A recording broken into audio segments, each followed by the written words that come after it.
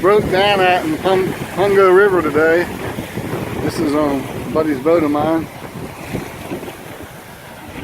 We've actually drifted. We were out there about 1.5 miles, 2 miles in the Pungo. Right now, we drifted this far. We tried to pull and catch, but now we're ashore. He went off to get some help.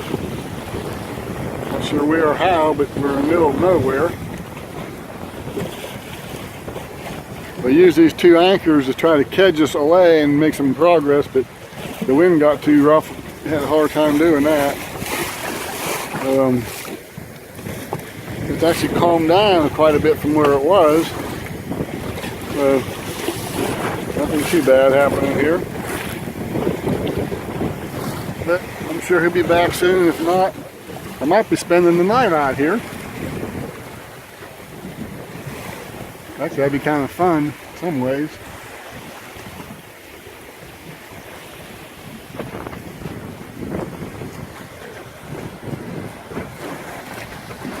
Goodbye for now.